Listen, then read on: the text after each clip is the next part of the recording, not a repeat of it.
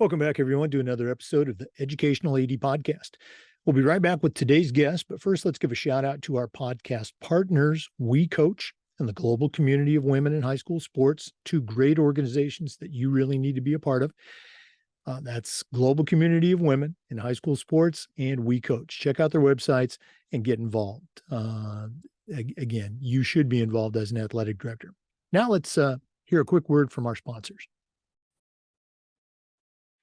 We want to say thanks to Sideline Interactive Indoor Scoring Tables and Video Boards. We've got a Sideline Interactive Indoor Score Table in our gym, and it's just fantastic. We use it for games. We use it for pep rallies. We also use it for signing ceremonies. It's tremendously versatile, and their customer service is just outstanding. Go to sidelineinteractive.com or email them at sales@sidelineinteractive.com and schedule a live web demo to see their tables and boards in action. That's sales@sidelineinteractive.com. See exactly what their fantastic products can do for you. We also want to thank Wall of Fame by Vital Signs. You know, they're on a mission to bring your school's legacy to life. They've got a variety of interactive touchscreen video consoles and an entire library of templates to help recognize the athletic achievements of your students, both past and present. Go to vitalsignswalloffame.com or email them at sales@vitalsignswalloffame.com and let them help you showcase your school's diverse history and your proudest moments. It's a great way to display your school records as well as your school's Hall of Fame. That's vitalsignswalloffame.com. We also want to say thanks to Hometown Ticketing, the leading digital ticketing provider to schools and colleges. Go to hometownticketing.com.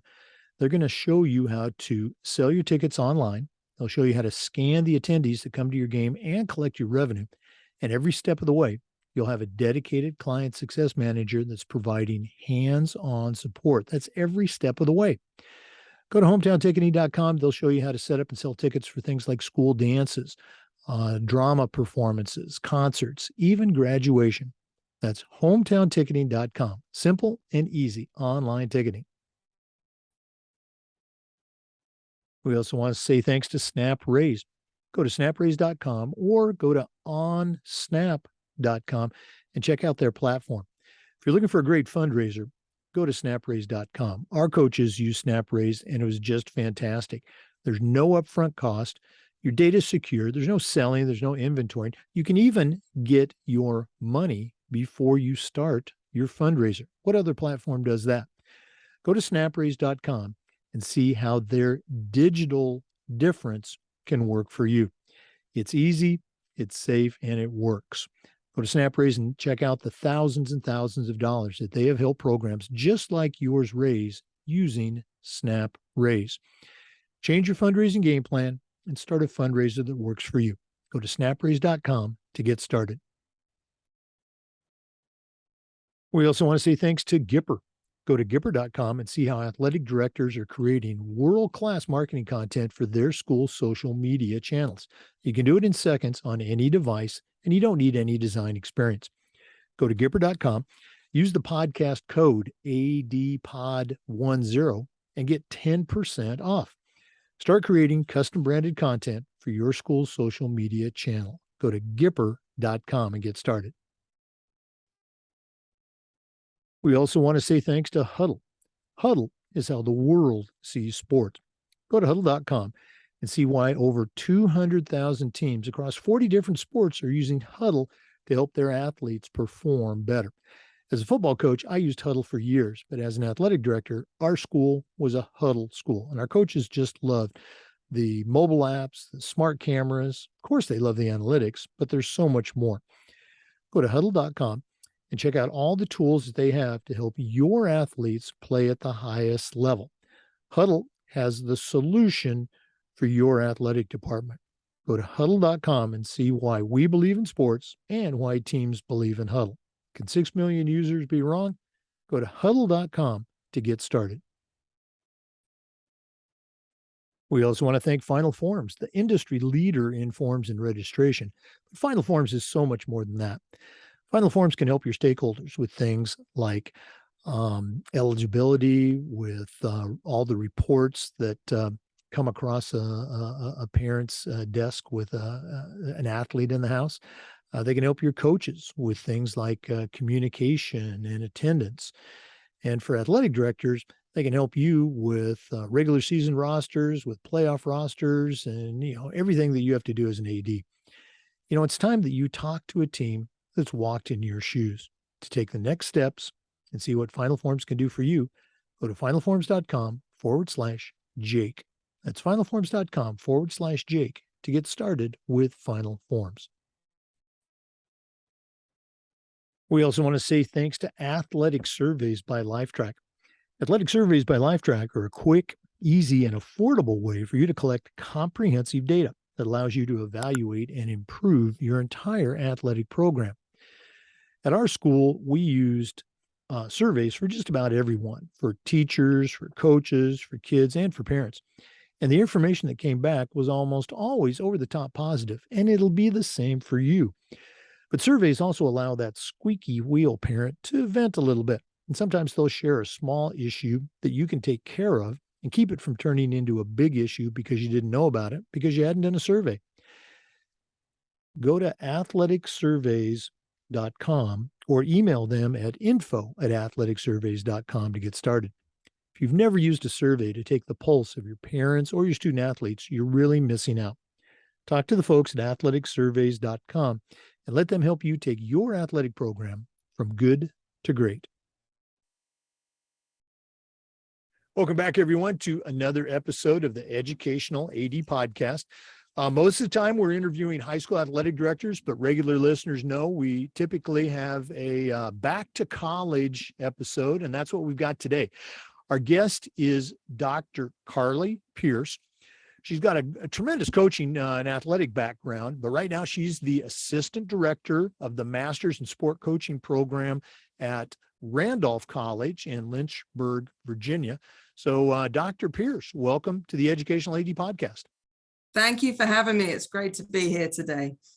Well, you come very highly recommended. Our mutual friend suggested we get you on the podcast. So we're excited to hear about you, which is kind of how we always start out.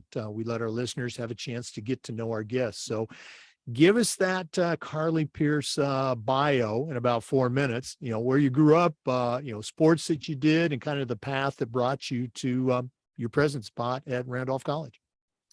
Yeah, so some of you may have noticed I have a funny accent already. So it actually sounds Australian, but I'm actually English. So I've lived in the States 20 years. And I think when you take a Southern American accent and mix it with an English accent, you get this mess. So I'm not Australian, I'm from England, but I was born and raised in Brighton, England, which is on the south coast, just below London. I grew up playing sports from a very young age, but loved football, which is obviously known as soccer in the United States. Played in middle school, played in high school, but had a little bit of a different experience than I think the average American has. For example, my mum had to go into the school and kind of demand that I could play sports. There was only boys' teams at the schools, and they wouldn't let me play. So she went into the schools and created a girls team at the schools so that I could play. So, and then I was fortunate enough, there was a high school coach who decided to start an under 14 league team. And I played on that. They were called Hove Park Rangers. And he volunteered his time. He would pick me up and take me to practice, and played for them till I was 14 years old. And then I went into a women's league, because in England, there's no at that time, there was no under 15s, under 16s, under 17s, things like that. So I went at the age of 14 and played for a women's team. So you can imagine what a 14-year-old on a team full of grown women, what she experienced and what she heard. But so I played for Brighton and Hove Albion women's team till I was around 16. And then my stepfather was actually head steward, so head of security at Brighton Hove Albion men's team. And he knew some people in the women's soccer world.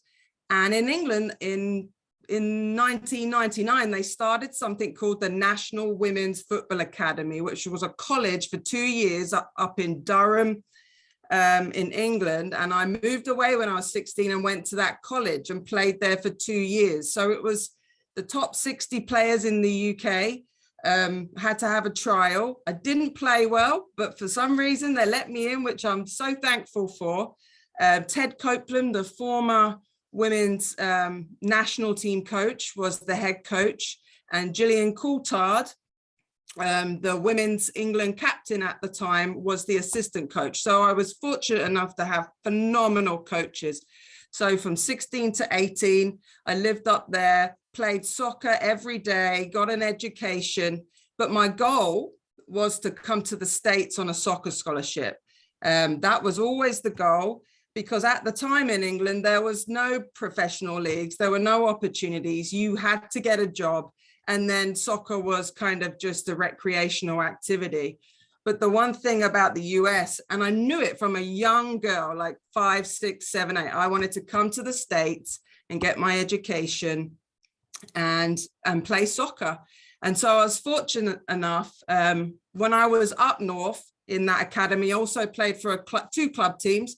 I played for Sunderland in their setup, and then I played for Middlesbrough ladies.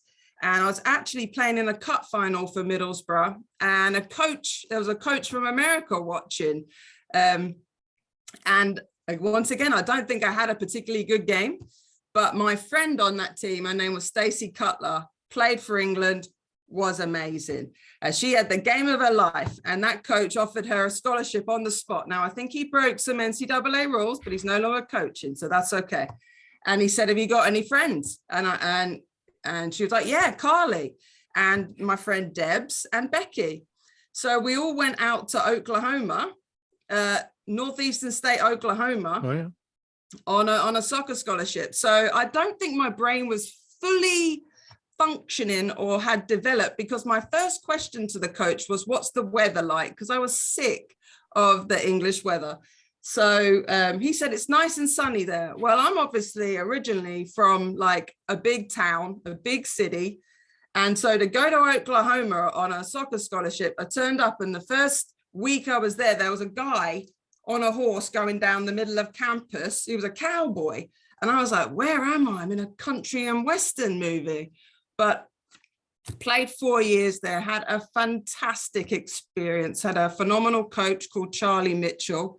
Learned a lot, enjoyed the culture. Northeastern State has a big Native American population, Cherokee. It was brilliant. Then stayed on and was the graduate assistant coach there for 2 years under Carol Mello, was the head coach. Learned a great deal. That was a tough experience too, because when you've been part of a team and then you transition into coaching, and you're no longer part of you're not a player, you're a coach, that can be a lonely experience. But I learned a great deal. I learned about recruiting, I learned about leadership. And then from there, I went to Roanoke College and was the assistant coach for a year. Had another great experience. We had a phenomenal season while I was there. We went to the NCAAs, and I got to go and experience what it was like as a coach at the NCAAs. It was awesome. Fortunately, the head coaching position at Averett University down in Danville, Virginia, opened up. And I really needed at the time an institution to sponsor my work visa, because as an international student, once you graduate with a degree, you have a 1-year work visa called an OPT. So I used that at Roanoke College, but I needed someone to sponsor my work visa, which is called an H-1B. And I was fortunate enough to get the job at Averett University, the head coaching position. They sponsored my H-1B and eventually my green card, and that's how I'm still here. Was the head coach there for 7 or 8 seasons. Built the program from scratch. When I arrived, I had 4 players. One of them had an ACL injury, recovering. One of them was pretty decent, and the other 2 just loved soccer, but I'm not sure they were like, game-changing players, but they were great young young women. So we had to hit the ground. I got the job in March, and I just had to hit the ground running and recruit. So I was on the road every day, and we managed to get a squad of 18 in. So, but eventually at Averett, by the third season, we were in the USA South finals. So we built a program up, and eventually we were fortunate enough to win a championship, regular season championship, and the conference championship. We went to the NCAAs one time as well. So that was phenomenal. And then while I was at Averett, I was also a senior women administrator. So I got experience being a college administrator as well. And that was phenomenal. But when you're a head coach, you learn a lot of great skills. You know how to manage people. You know how to get a team of people towards a goal. You know, you should be, hopefully, if you're winning, you're organized. You can recruit. And actually on campus, the vice president of enrollment brought me into her office and wanted a meeting. Well, I thought she wanted to meet about international students, because my team had a lot of international students. So I go sit in her office, and she's like, Carly, I'd like to offer you a job. We are building an online program here at Averett, and I'd like you to oversee the student success coaches. And at that time, you know, I did want a little bit of stability. Obviously, being a college coach, sometimes there's stability's not always there. Even though I was a successful coach, there was still that piece where I did want to earn a little bit of money, a little bit more money, and start putting some money in retirement. And she offered me a great package. So I moved into the online portion of Averett University, eventually became the assistant vice president of enrollment. So I oversaw admissions, student success, and did that for 6-7 years. During that time, I got my doctorate degree in organizational leadership. While I was working full time, that was tough, but I'm glad I did it. And then this position came open here at Randolph College, and I wasn't actually looking again. I wasn't looking to transition, but my friend had recently, a head coach, had recently lost her job. So as I was on the NCAA website looking for a position for my friend, and I saw this role advertised, and I thought, my gosh, that looks incredible. So I just put my application in, and Dr. Holbrook, who is the director of this program, she moved on it so quickly. And then all of a sudden I was like, oh, I'm interviewing. This is real. This is really happening. And then June of this year, I started in the position here at Randolph. And so it's been absolutely phenomenal. Quite the journey. I wouldn't say it's very traditional, but I wouldn't take a bit of it back. Wow, what a whirlwind. There's so many pieces I want to comment on. I've actually been on that campus in Northeast Oklahoma State. We years ago as a football coach, we played there. I've been to Averett, just great experiences. And, gosh, you look, I mean, I know this is a podcast, but you look like you're 22 years old. So you squeezed a lot into that period. We're going to talk a little bit more about your current position. Let's go and take a quick break. For our listeners, our guest today is Dr. Carly Pearce. You heard about her coaching background, incredible. Right now, she is the assistant director of the Masters in Sport Coaching program at Randolph College, which is in Lynchburg, Virginia. We're going to hear more about that. Please stay with us. This is the Educational AD Podcast. We want to thank our good friends at Vital Signs Wall of Fame. If you're looking for a really cool way to display your school's record boards for all your sports or your school's Hall of Fame, go to vitalsignswalloffame.com. They've got a variety of interactive touchscreen video consoles, along with a lot of different templates that'll help you recognize the athletic achievements of your students, both past and present. Go to vitalsignswalloffame.com or email them at sales@vitalsignswalloffame.com and let them help you showcase your school's diverse history and your proudest moments. That's vitalsignswalloffame.com. We also want to say thanks to Hometown Ticketing, the leading digital ticketing provider to schools and colleges. Go to hometownticketing.com. They'll show you how to set up and start selling your tickets online. I'll show you how to scan the attendees that come to your events and collect your revenue. And every step of the way, you're going to have a dedicated client success manager providing hands-on support. That's every step of the way. Go to hometownticketing.com and they'll show you how to set up and sell tickets for things like school dances, school plays, concerts, even graduation. That's hometownticketing.com. Simple and easy online ticketing. Welcome back, everyone, to the Educational AD Podcast. Our guest is Dr. Carly Pearce from Randolph College, Lynchburg, Virginia.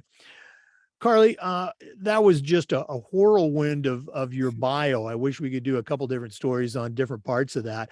But I'm curious about who some of your mentors were. None of us get to where we're at on our own. So who are some of the people that have helped you along the way?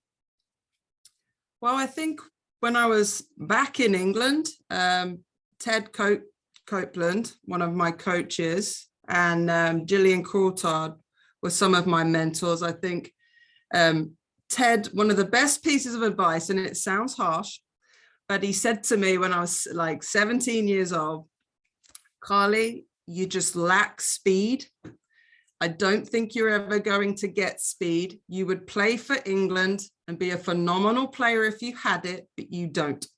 You need to focus on your education.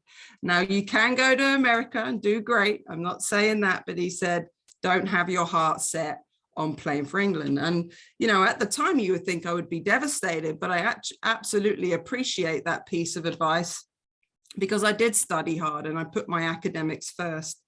Another great mentor when I was a head coach, I think being a female head coach in a department that is mainly males, that can be quite a lonely experience. So my advice would be is you look for mentors within your university outside of your department or go to other universities. And so a great mentor I had was Becky Burley down in Florida. She was the head coach down there.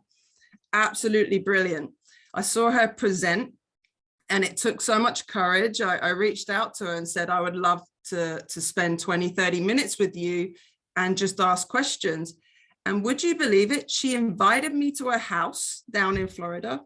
I flew down there and she invited me to a whole week of practices. And I was just like a sponge. I learned about some of the X's and O's of soccer that I didn't know, but also player management. She is and was absolutely phenomenal at player management and staff management. And she always like made sure her assistant coaches were better than her in areas that she's perhaps not strong at. So she wasn't afraid to have really strong assistant coaches. And I just learned a great deal from her. So for a coach at a top D1 SEC program to invite me, a Division III head coach, down to her house was just phenomenal. I would say Celia Slater from True North Sports, she runs programming for coaches. She's been absolutely brilliant over the years, especially with advice about how to manage yourself and stresses of being a coach and an administrator. She's just got some brilliant tools there. But at Averett University, I would say the president, Dr. Tiffany Franks, is just an absolutely brilliant leader. She knows everybody on campus. And when you're talking to her, you feel like you're the only person she's focused on. Because, you know, sometimes you'll be on a campus and you feel like the administrator, yes, they're talking to you, but they're looking to the next person. When you're with her, she knows you, she knows your story, and you know she cares about you. And so I've just spent a lot of time with her, basically just listening, watching. And I know that if I need something, I could call her and ask anytime. So those are some of my mentors over the years. You know, I just love to hear the stories. Our regular listeners hear me say this all the time, but it's just so cool. And it's great that you're still in touch with a number of your mentors as well. And, you know, Becky Burley, you know, I've never met her personally, but I've talked to her a number of times, and you're absolutely right. You know, what a great leader. And I'm not surprised at all that she invited you down to view her house. Let's go and talk a little bit about what you're doing right now at Randolph College. Again, you're the assistant director of the master's program there in sport coaching. Dr. Megan Hallbrook, who's been a guest on our podcast, in charge of that. What are some of the things that you're doing? And again, what are some reasons that our listeners should get in touch and find out more about the program at Randolph?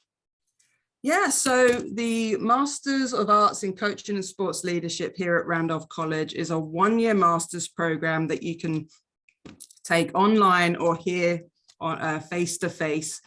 And like I said, when I saw the position, I looked at the program, I was envious that I didn't have the opportunity to take a master's like this. The program is just built for coaches and administrators that want to learn. And I think there's so many coaches out there that are just starving for knowledge. They want to learn and they want to get better.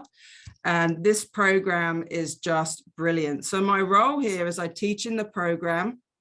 I oversee the practicum experience. So it's a 36 credit program. And part of some of the credits, every semester or every session, you have to go out and get practical experience. So we really encourage the students to go and shadow coaches. It doesn't have to be in your sport. You can learn a lot from a coach in any sport, or an administrator, an athletic director, things like that. And what I do is I oversee those practicums, and once a week we meet with the students and we talk about their experiences.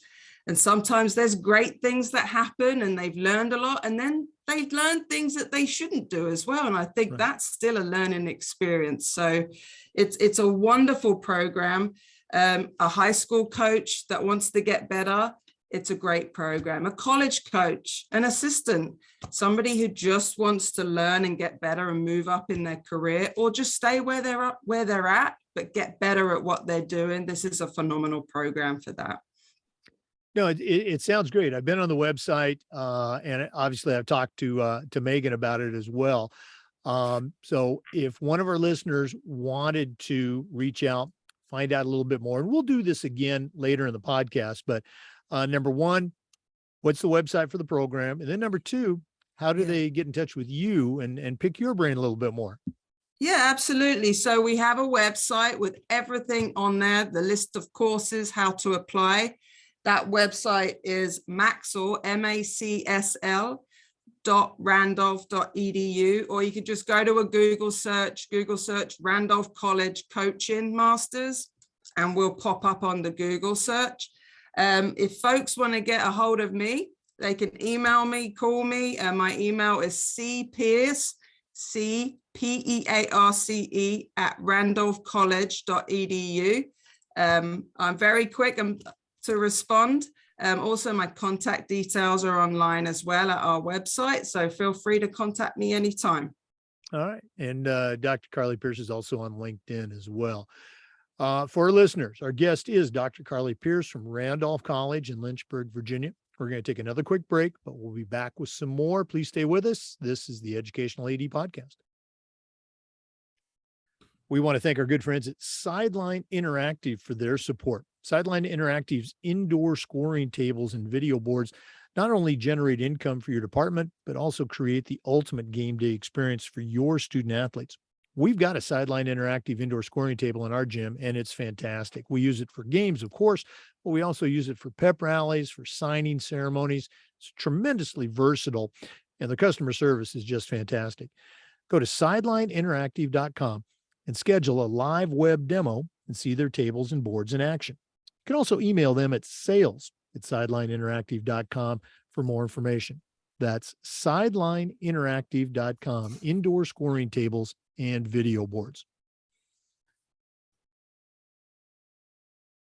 We also want to thank SnapRaise. Go to snapraise.com and check out their fundraising platform. Our coaches use SnapRaise, and it was just great. It was easy. There's no upfront costs. There's no inventory involved, and it works. As an athletic director, I thought it was great. Once again, go to snapraise.com and see how their digital fundraising platform can be effective for you. It's easy, it's safe, and it works. Go to SnapRaise and see the thousands and thousands of dollars that they have helped schools just like yours raise using SnapRaise. Change your fundraising game plan and start a fundraiser that works for you. That's snapraise.com. Welcome back, everyone, to the Educational AD Podcast. Our guest is Dr. Carly Pearce from Randolph College, Lynchburg, Virginia. Dr. Pearce, you shared a little bit about the Randolph program, and I'm intrigued about the practicum experiences. Do you have an episode, maybe student success, or just something that really sticks out for you? I know you're new at the program, Randolph, but what's another maybe bright spot about what makes the Randolph program distinctive? Yeah, so our students are very diverse, but right now we have a lot of young coaches. So what's brilliant about it is some of them have just finished their college, their college playing experience.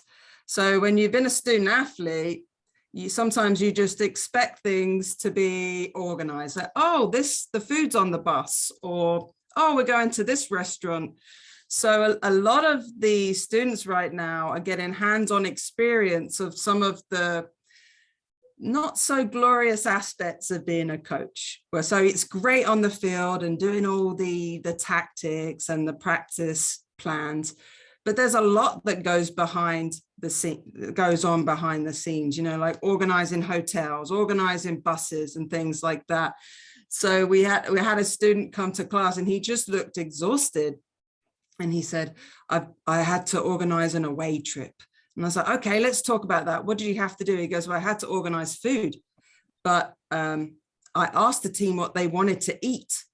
And I just knew right away, when you ask a group or a team what they want to eat, you're going to get 1,000 responses and you're never going to make everybody happy.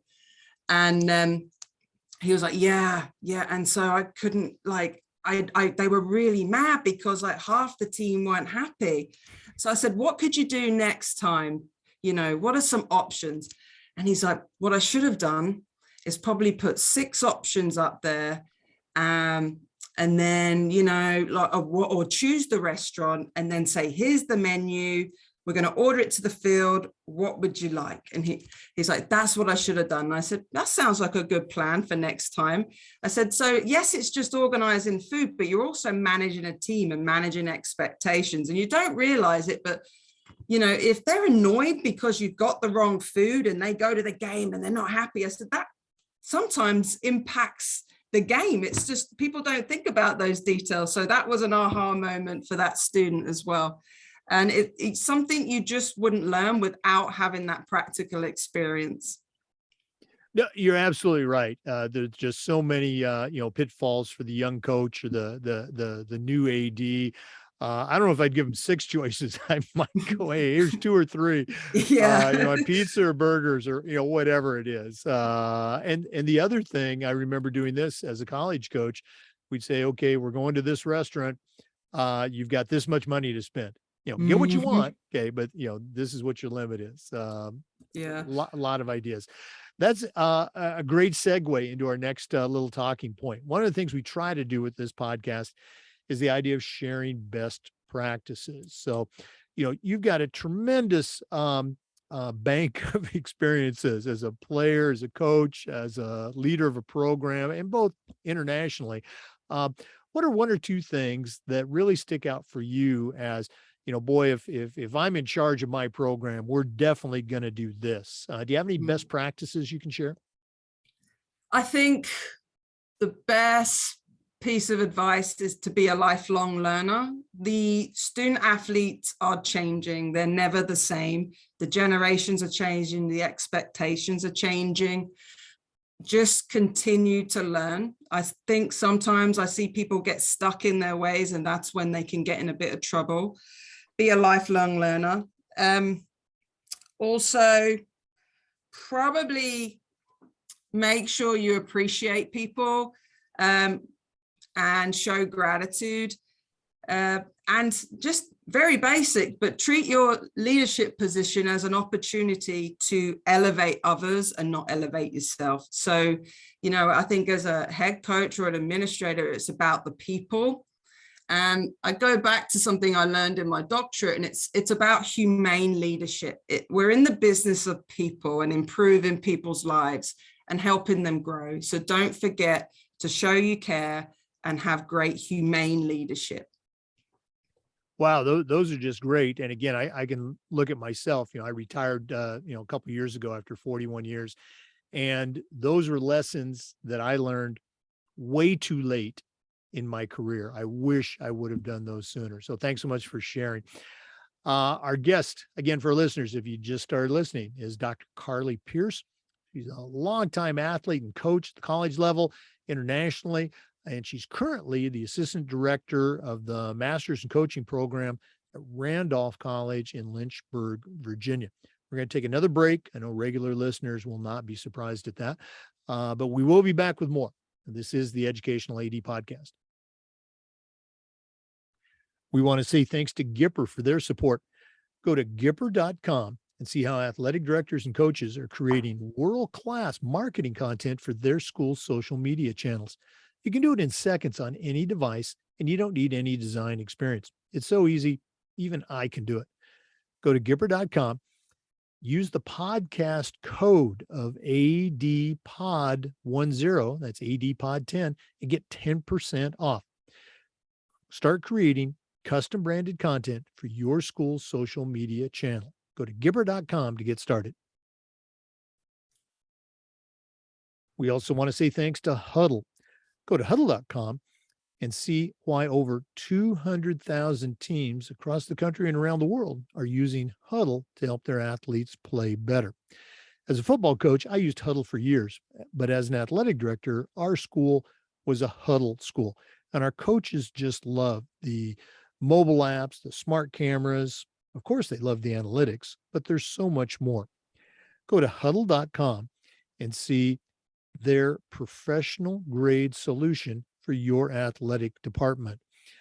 Huddle is how the world sees sports, and we believe in sports and teams believe in Huddle. Can 6 million users be wrong? Go to Huddle.com and find out how your school can become a Huddle school. That's Huddle.com. Welcome back, everyone, to the Educational AD Podcast. Carly, one of the questions that we've been asking almost since the podcast began has to do with this idea of coaching toughness. I like to say 100 years ago when I was in high school, our coaches would say things like, come on, Jake, you got to be tough. And we kind of knew what they meant, and we did it. In the many years since then, I think we figured out much better ways to communicate with our athletes and get those ideas across. But I still feel that toughness is an important component of sport and for life. So here's my question for you. How can a coach or an athletic director help a kid to develop toughness while also being sensitive to and aware of the many challenges that a Generation Z kid experiences that I never had to go through? Do you have any advice for us? Yeah, so I think back to my playing career, my early coaching career, and I think about how coaches coached me. And it was actually really harsh. You couldn't get away with it in these days. Like, a coach screaming at you. And I remember when I was like 9 years old, had a coach in middle school called Mr. Newbold. And he literally was grabbing us by the scruff of the neck saying, you need to be here, you need to be here, and screaming at you. And I remember I had to breathe into a brown paper bag. I had to go to the office and breathe in a brown paper bag as a kid because I was just so scared. And did that bit make me tough? Probably did, but it was actually traumatic. I think I could have been coached to be tough without having to go through those experiences. And, when I first became a head coach, obviously I wasn't doing that, but I was saying, you got to be tougher, keep going. And maybe I did raise my voice at times. And kind of as I developed and learned and made sure I had mentors that were helping me, that I think that the trick is to create, as a head coach, you can't always impact, like you can't control the results, but you control the environment and the culture that you create for your team. And the way you improve is by allowing mistakes to happen and embracing them. So creating an environment where you want your athletes not to be fearful of making mistakes, because normally they're making mistakes because they're trying to do something new, or they're trying and they think they're doing the right thing. So one of the things that actually Becky Burley taught me, and it was part of Brad Ledbetter's book, What Drives Winning, is you have execution versus effort. So execution, a student athlete and an athlete cannot always control. Are they trying to execute? But effort can be controlled. So when you're looking at your student athletes, are they trying their best? Yes. Are they failing? Yes, that's great. You know they're trying and they're in that zone of learning. That's awesome. But creating environments where student athletes feel safe is so critical. And they become tough from being comfortable with failing and being able to bounce back. That's the key is, yeah, I failed. What did I learn? How can I get better? And it creates that kind of toughness that, okay, yeah, I failed. Okay, not a big deal, but here's what I'm going to do to get better. And I think just we as coaches, we just have to adapt and meet the students where they're at and create environments that are safe for mistakes. I love the way you phrase that. You hear a lot of talk, maybe not as much as a year or two ago, about, safe space, safe environment. And it seems like it's always couched in this overprotective, cocoon bubble conversation. And, when I hear you talk about, your athletes feeling safe, to me, it hit me just the opposite, that they feel safe, that they can try their best. Some kids, they're afraid to try because they're afraid to fail, but now, they feel safe to give their all, to give their very best. Great stuff. Wow. Thanks so much for sharing that. Thank you. For our listeners, our guest today is Dr. Carly Pearce, longtime athlete, coach, administrator, and now she's the assistant director of the Masters in Sport Coaching program at Randolph College in Lynchburg, Virginia. We're not done yet. We're going to be back with some more. Please stay with us. This is the Educational AD Podcast. We want to say thanks to Final Forms for their support of the podcast. Final Forms is the industry leader in registration, but there's so much more than that. Final Forms can help your stakeholders with things like communication and reminders for parents about policies and physicals and all the things that happen when you have an athlete in the house. Final Forms can also help your coaches with things like attendance and communicating to parents and their student athletes. And for athletic directors, Final Forms can help you with eligibility, with rosters, and all the reports that come across your desk. It's time that you talk to a team that's walked in your shoes. To take the next steps and find out what Final Forms can do for you, go to finalforms.com/Jake. That's finalforms.com/Jake to get started with Final Forms. Welcome back, everyone, to the Educational AD Podcast. Carly, you and I were talking during the break, and you were kind of going back to your days as a college coach in the recruiting process. And most of our audience is high school athletic directors and coaches. So do you have some, tips or suggestions as to how they can help their athletes, be more marketable to a college coach? Yeah, I think I go back to my recruiting days. If you're going to be a successful coach at the college level, yes, you have to be great at managing teams. You have to be able to win. So the X's and O's are important, but sometimes, all the time, you have to be a phenomenal recruiter. I couldn't tell you how many coaches won because they were just brilliant at recruiting. And one of the things, I was obviously a soccer coach, is we would go to club tournaments and we would watch teams play. And not everybody can afford to play on a club team and travel all over the country and get exposure to a vast list of college coaches. And I think high school coaches can play a really key role in helping their athletes kind of market themselves. And so if students cannot afford to play in a club setup, can they help them get an online video highlight and send it to as many coaches as possible? A quick snippet of their skills, a well-written email. I couldn't tell you how many times I could tell a parent wrote it, or it's sent from a parent, or it's just not well, the grammar's just completely off. So maybe high school coaches could help them create that template email, a highlight video, kind of explain to their student athletes how they can market themselves. Also, athletes can, maybe if they can afford to go to college prospect camps, or they can go to one-day events where those colleges bring other colleges in to those camps and they can watch them play. That's another great way to get recruited. But athletes need to be able to market themselves, get their name out there, and then encourage coaches to come to high school games. So someone like myself, if I saw a highlight video and I was like, wow, that kid can play, and it's a high school game, I would go to that high school game, or I'd send an assistant to go to that high school game. So I think high school coaches can play a really key role in helping to educate their athletes on how they can market themselves to be more recruitable.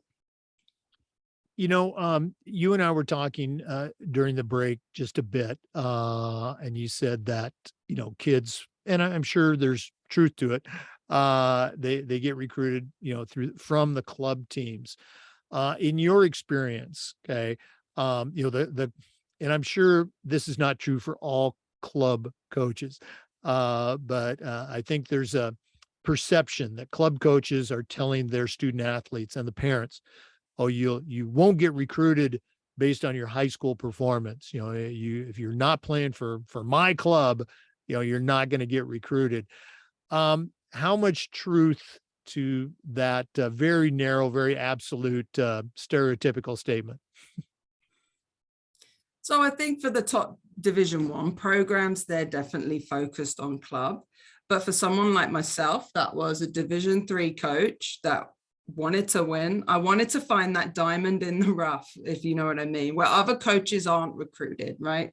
So most coaches want to find that. They don't want to have to recruit against 10 other colleges. They want to find that great player, and they're going to try and get them in and make them come to their school and do everything they can. So a coach that wants to win, obviously most coaches do, but is willing to go that extra mile with recruitment, will find a way to get to those high school games and watch talent. That's without a doubt, they'll figure it out. And it's great to hear you say that. You know, as you know, those Division I blue chip players, you know, they're not just falling out of trees. You know, they're not everywhere. Mhm. But you know, those hardworking kids that are going to make up that D3, D2, NAI roster, you know, there's a ton of them out there. And again, I love your suggestion about, you know, the highlight tape. Certainly, you know, Huddle and other platforms Mhm. allow that to occur. So appreciate you sharing that. Well, Carly, this has just been so cool spending time with you and hearing about your background. Wish we had more time, but we're not done yet. We always like to wrap up with what we call the athletic director's toolbox. Now, you certainly established your experience and knowledge around the world of athletics, but we're going to take a quick break and hear from Athletic Surveys. And when we come back, we're going to ask you to send out a brand new athletic director, or we could say head coach, on their very first job. But we're only going to let you put 3 things in their toolbox. So we're going to hear from Athletic Surveys, who sponsor this segment. When we come back, we're going to find out what Dr. Carly Pearce is going to put in her athletic director toolbox. Please stay with us. We want to say thanks to Athletic Surveys by LifeTrack for sponsoring the AD Toolbox segment of our podcast. Athletic Surveys are a quick, easy, and affordable way for you to collect comprehensive data that allows you to evaluate and improve your entire athletic program. At my schools, we use surveys for just about everything, for teachers, for coaches, for kids, and for parents. And the information that came back on these surveys was almost always over the top positive, and it'll be the same for you. But surveys also allow that squeaky wheel parent to vent a little bit. And sometimes they're going to share a small issue that you can address and keep it from turning into a big issue because you didn't know about it, because you didn't do a survey. Go to athleticsurveys.com or email them at info@athleticsurveys.com to get started. If you've never used a survey to take the pulse of your parents or your student athletes, you're really missing out. Talk to the folks at Athletic Surveys by LifeTrack and let them help you take your athletic program from good to great.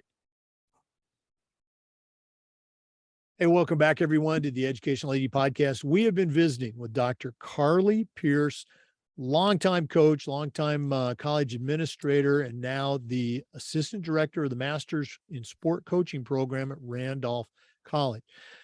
Dr. Pearce, you certainly have established your knowledge about the world of athletics, but right now I'm going to ask you to send out a brand new athletic director on their very first job, but I'm only going to let you put 3 things in their toolbox. What 3 items are going to go in Dr. Carly Pearce's athletic director toolbox? Okay, the first thing I would say would be to have great mentors. Leadership can be lonely, especially at that top level. So make sure you've got great people around you. You are who you surround yourself with. Second thing is be a lifelong learner and make sure that you encourage your coaches to be lifelong learners. We've got a great program here at Randolph College. And then the third thing would be always show appreciation, show that you care and be loyal to your coaches. And that's it. That would be my 3 things. Wow. You probably saw me scribbling down those notes. Great ideas. I love when people lead off with mentoring. So cool. I'm betting you're serving as mentor right now to a number of students in your program and people that you've worked with before. Dr. Carly Pearce, one more time, if one of our listeners wants to reach out, pick your brain a little bit, as well as find out more about the program at Randolph College, how do they do that? Yeah, sure. So we have a website, macsl.randolph.edu, or you can Google Randolph College Coaching Program and you'll find our website. My information is on that website, and I'm also on LinkedIn. So sometimes if you Google Carly Michelle Pearce, you'll find me. There is a country singer called Carly Pearce as well that seems to have taken over the Google airwaves. So sometimes you can Google me by Carly Michelle Pearce and you can find me as well. All right. I might have to try that. Okay. Dr. Carly Pearce, thanks so much for spending time with us. All the best moving forward, and all the best with the program at Randolph College. Thank you for your time today. For our listeners, we do this just about every day, and the Zoom videos get uploaded to the Educational AD Podcast YouTube channel. Thanks for listening. Come back next time for another episode of the Educational AD Podcast. Well, that was a lot of fun. Really enjoyed spending time with Dr. Carly Pearce. Once again, we appreciate you listening. We appreciate you talking to our sponsors. Again, every single one of our sponsors I've personally used as a coach or an AD, with the exception of Hometown Ticketing. And the only reason I didn't use Hometown is because I was retiring just as they were coming into vogue. But I've talked to hundreds of ADs that swear by Hometown Ticketing. So check out our sponsors, visit our partners, We Coach, and the global community of women in high school sports. Thanks again for listening. We'll see you next time on the Educational AD Podcast.